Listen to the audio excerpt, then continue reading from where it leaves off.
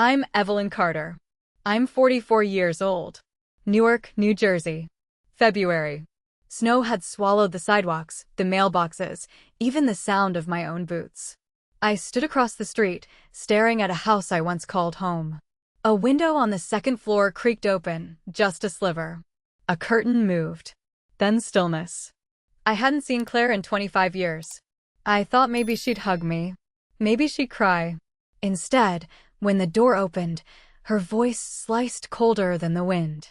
"I'm calling the cops," she said. I wanted to say 1,000 things. Instead, I just whispered, "Claire, it's me." The air used to hum with the scent of my mother's apple pie, a sweet, comforting blanket that wrapped around our old house. It wasn't a grand place, just a two-story with faded blue siding and a porch swing that creaked a lullaby on warm summer evenings. But it was ours. Dad would be out in the yard, meticulously pruning the rose bushes, his old radio tuned to a jazz station, a faint saxophone weaving through the drone of the lawnmower. Claire and I would be inside, squabbling good-naturedly over whose turn it was to wash dishes, or giggling as we tried on Mom's oversized hats from the attic.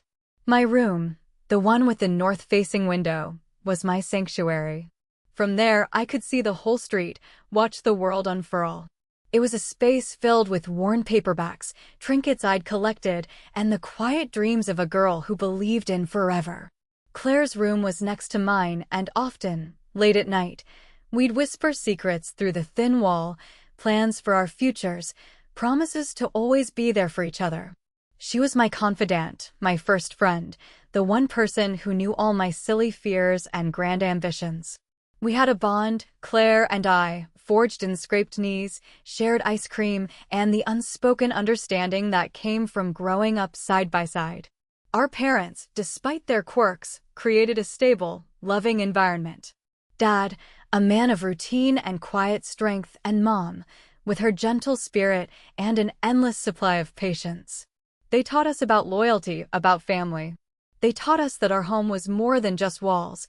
It was a sanctuary, a place where you were always safe, always loved. I remember one particular afternoon, Mom was teaching me how to knit on the porch swing.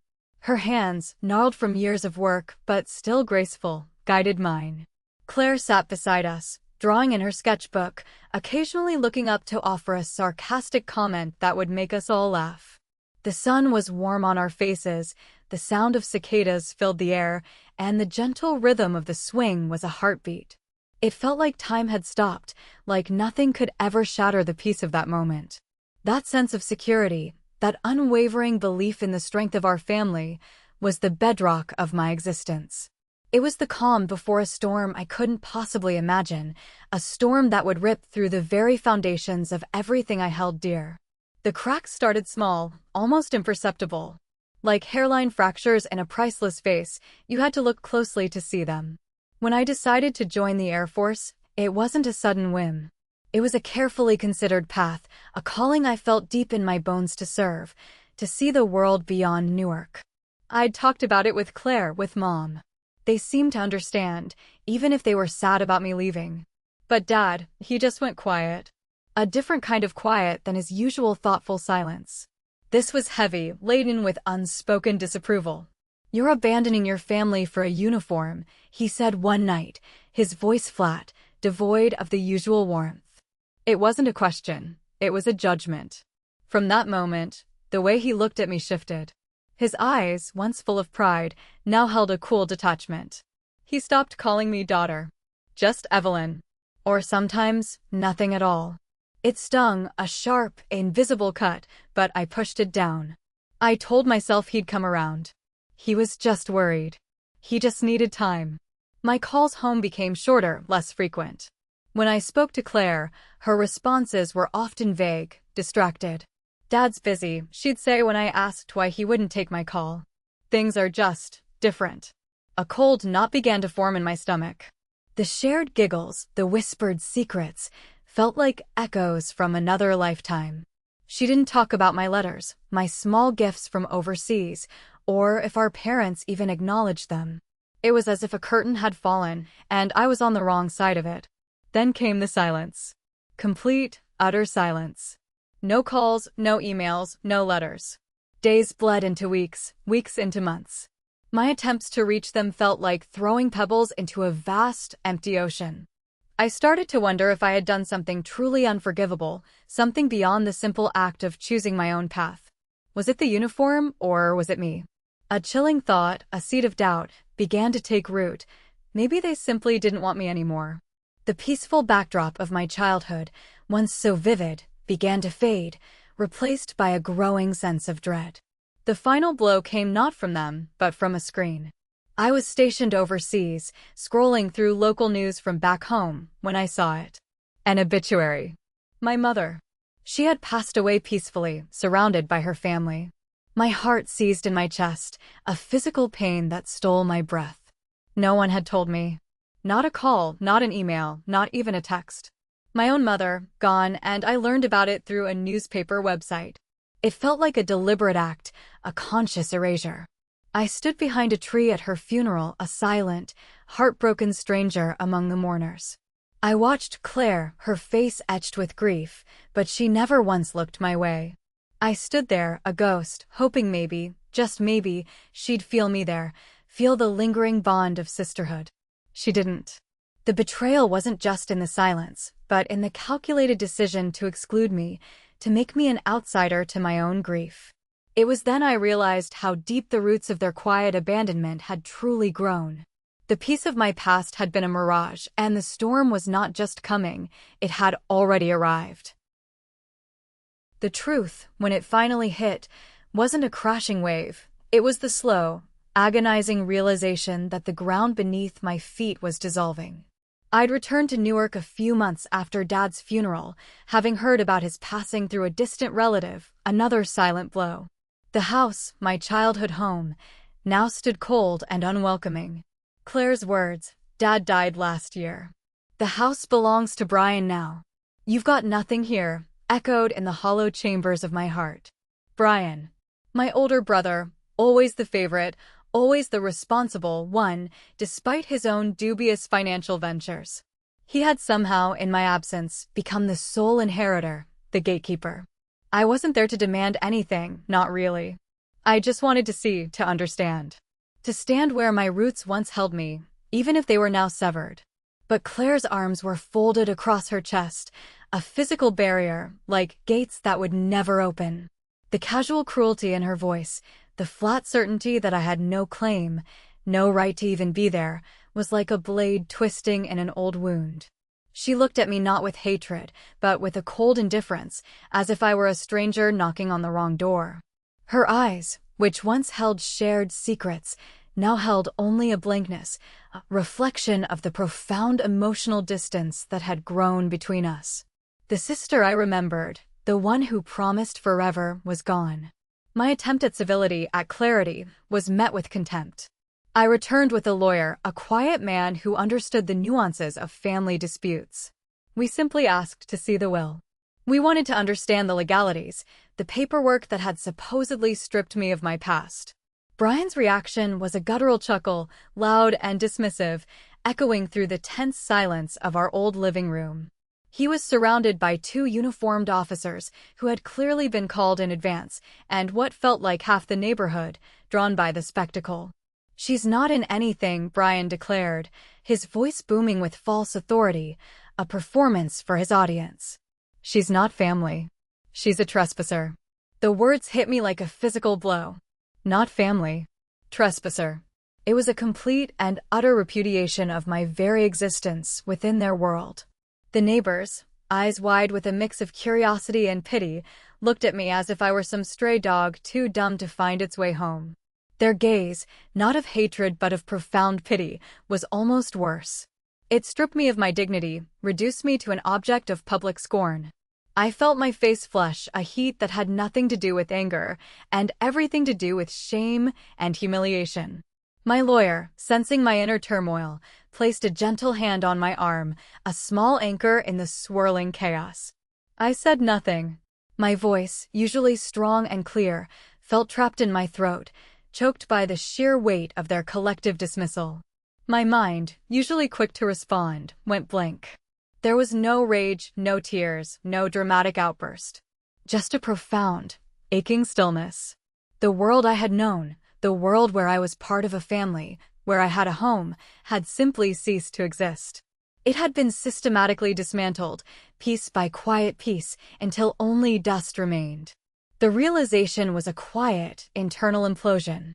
I was not just disinherited, I was disowned, erased, made invisible. The silence that followed Brian's cruel pronouncement was the loudest sound I had ever heard, the definitive end of a chapter one hadn't even realized was being written. The world I trusted was gone, and I, Evelyn Carter, was utterly, completely alone. That night, alone in a sterile motel room, I stared at the photo I always kept in my wallet, me and Claire, younger, under the sprawling oak tree in our backyard, back when we still believed in forever. Her arm was around my shoulder, our smiles wide and genuine. It was a relic from a past that now felt like a cruel dream. I didn't cry. There were no tears left to shed. Just a profound, chilling stillness. My mind, instead of racing with anger or sorrow, became unnervingly clear. There was no one left. And maybe, just maybe, I wasn't really meant to return. But that thought, that quiet resignation, lasted only a moment. A tiny ember, deep within, refused to be extinguished. It was the resilience born of years in the military, of facing down challenges that seemed insurmountable. It was the voice of the girl who once dreamed beyond Newark, who dared to choose her own path. There was a quiet resolve that began to simmer beneath the surface of my pain. My emotional state was a strange mixture, the raw ache of abandonment, yes, but also a growing sense of detachment, a cold analytical focus. I wasn't interested in retribution. I was interested in truth. Their actions had stripped me bare, left me with nothing but my own resolve. And in that void, a new kind of strength began to emerge. I wasn't angry anymore. Anger was loud, messy, and ultimately ineffective. What I felt was a deep, quiet certainty that I deserved answers. I deserved to understand why. I started to observe. Not them, not directly, but the patterns, the omissions, the subtle shifts in their stories over the years. I thought about Dad's sudden silence, Mom's quiet acceptance of it, Claire's increasing distance. It wasn't just about the house, it was about the years of calculated exclusion. They hadn't just disinherited me, they had systematically erased me from the family narrative, as if I had never existed. My days became a quiet reconstruction of the past. I called distant relatives, old family friends, anyone who might have an unvarnished memory of my parents, of my place in the family. I asked gentle, probing questions, piecing together fragments of information. A casual comment from an aunt about your mother's old habits. A fleeting mention from a neighbor about how your dad changed after you left. Each small detail was like a tiny shard of glass, reflecting a sliver of the truth. I began to see a narrative forming, not of simple misunderstanding, but of deliberate manipulation. The silence, the exclusion, the supposed disinheritance, it all began to feel less like an accident and more like a carefully orchestrated plan. This was no longer just about grief, it was about justice. My grief was my own to bear, but the truth, that was something I could still fight for. This quiet accumulation of facts, this steady reevaluation of my past, was the beginning of my transformation. I was no longer just a victim. I was an investigator, meticulously gathering the pieces, preparing for a quiet war that would be fought not with shouts, but with undeniable facts. 3 days later, as the snow continued to fall, blanketing the city in a deceptive quiet, I received an anonymous email. The subject line, the guitar case. The message, your mom hid a will in her guitar case. It's still in the house. My heart skipped a beat, a sudden, frantic rhythm in my chest. A guitar case.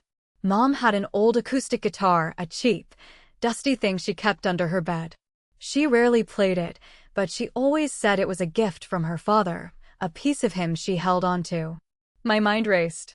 Mom was a planner, a quiet observer. She saw everything, even if she rarely spoke about it. Could she have suspected something? Could she have anticipated this very betrayal? The thought sent a surge of adrenaline through me, a thrilling jolt of hope in the desolate landscape of my emotions. This wasn't about revenge, not truly. It was about proving my own reality, about unearthing a truth that had been buried under years of silence and deceit. That night, I returned to the house, not as a desperate daughter begging for recognition, but as a silent, determined force. The familiarity of the old place was eerie, a ghost of a life that no longer existed. I climbed in through the back window, the one that led into the old laundry room, a route I'd used countless times as a teenager sneaking back in after curfew. It felt strangely empowering, reclaiming a small piece of my past, literally stepping back into a space that had been denied to me. The house was cold, silent. Every creak of the floorboards, every shadow, seemed to hum with the weight of unspoken history. I moved through the familiar rooms like a ghost, my footsteps light, my breath shallow. The living room, where we used to gather for Christmas, was sterile and unwelcoming. The kitchen, once alive with the scent of Mom's cooking, felt dead. Finally, I reached my parents' bedroom. My mother's side of the bed, usually neatly made, was slightly disheveled. And there it was under the bed, just as the email had said, the dusty, forgotten guitar case. My hands trembled as I pulled it out, the worn leather cool beneath my fingertips. I unzipped it, my heart pounding in my ears. Inside, nestled among a few old sheet music books and a faded capo, was a folded page. It was thin, yellowed with age. Not a typed document, but a handwritten will, signed and dated years before my parents' marriage. My grandfather's true will. He had split the house equally between me and Claire, a testament to his love for both his granddaughters.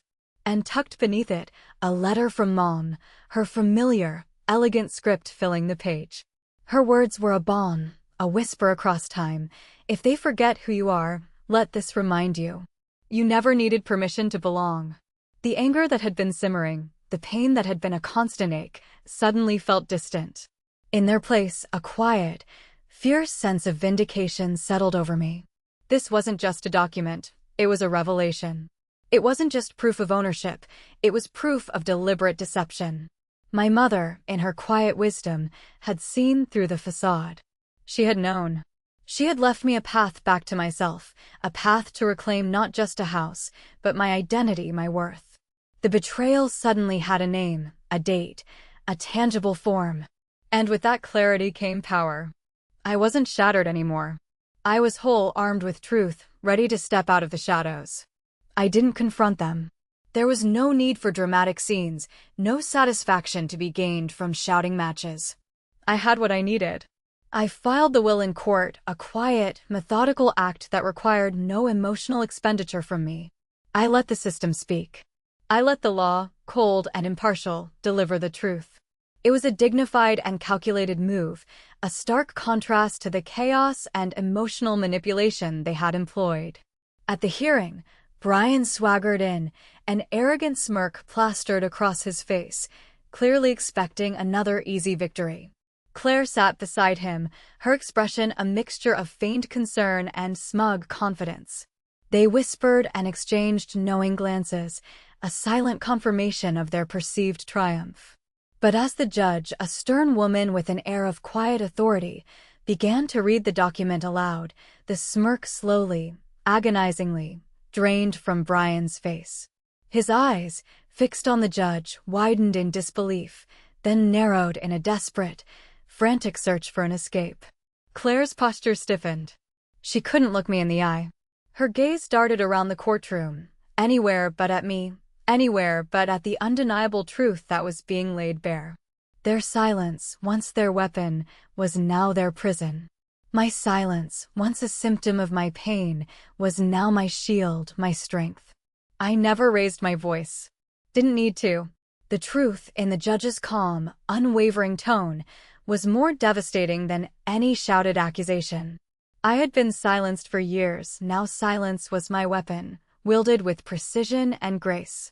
I watched their reactions not with glee, but with a quiet, detached satisfaction. The betrayer, exposed not by my words, but by the weight of their own deceit. The satisfaction wasn't in their downfall, but in the restoration of a fundamental truth that had been denied. The fallout was immediate and far-reaching, a quiet ripple effect that spread through their carefully constructed lives. Brian's shady business dealings, which had been propped up by his false claims of inheritance, began to crumble. Creditors came calling, partners pulled out, and the public scrutiny of the court case exposed his long-standing pattern of deception.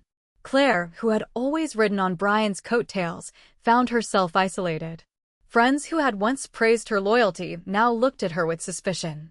The quiet hum of community gossip, once directed at me, now turned its venomous attention to them. They weren't directly punished by me, but the truth, like a persistent shadow, caught up with them, dismantling their lives from the inside out. Their carefully crafted image, their reputation, crumbled under the weight of their actions. Meanwhile, my own healing began. Slowly, quietly, piece by piece, I began to reclaim my life, the strength that had been stripped away. It wasn't a grand, dramatic recovery. It was in the small, everyday acts, rediscovering my love for painting, losing myself in the vibrant colors and fluid strokes, letting the brush become an extension of my quiet resilience. It was in spending time with my trusted friends from the Air Force, individuals who understood true loyalty and spoke with unwavering honesty. We'd share meals, tell stories, and their presence was a soothing balm, reminding me what true connection felt like. I started volunteering at a local animal shelter, finding solace in the unconditional love of abandoned creatures, seeing their struggles and their quiet triumphs, mirroring my own. These weren't bold actions of revenge, but quiet victories of the spirit. Each stroke of the brush, each shared laugh, each wagging tail, was a small, quiet step on the path back to myself. I was rebuilding, not just my life, but my sense of self, my trust in the possibility of genuine connection. The healing wasn't about forgetting the past, but about integrating it, learning from it, and emerging stronger, wiser, and more authentically myself. The quiet victories, the small acts of self-care, and the rediscovery of joy were the true measures of my recovery. When I won the case, the judge awarded me my half of the house. It was a victory, legally and morally, but the house itself held too many echoes of the past, too many layers of betrayal. It was a symbol of what had been lost, not what could be gained. I didn't want the house. I wanted to be heard. I wanted the truth to surface, to clear my name, to acknowledge the deep injustice. I had achieved that. The ownership of the house no longer mattered. So, with a sense of quiet detachment, I signed the house over to a veteran shelter. I kept nothing. Not the furniture, not the dusty photographs, not the ghosts of the past. It was an act of letting go, a complete severance from the pain and resentment that had clung to that property. It wasn't charity, it was liberation. It was a final, definitive statement that my worth, my identity, was not tied to bricks and mortar or to the approval of those who had sought to diminish me.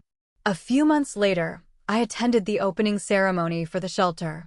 The old house, once a symbol of betrayal, now hummed with new life, with the hopeful voices of veterans finding their footing, rebuilding their own lives. As I stood there, watching the transformation, a little boy no older than 7 tugged at my sleeve. His eyes, wide with curiosity, looked up at me. "Did you build this place?" he asked, his voice full of wonder. I smiled, a genuine, unforced smile that reached my eyes.